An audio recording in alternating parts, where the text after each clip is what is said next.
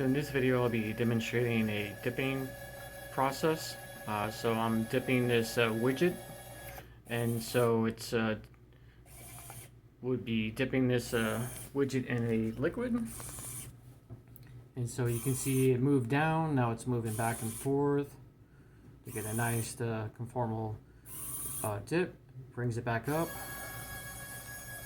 and then it raises the widget, and it's going to give it a nice tilt to have a material runoff right there. So you can see that, if I had liquid in here, the liquid would be running off the edge of that runoff there of the device, and then it's just going to repeat. So this is just an automated program.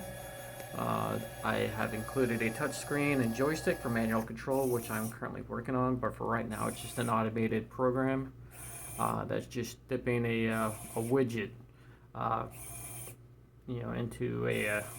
into a flask. So that's it for this video. Thank you.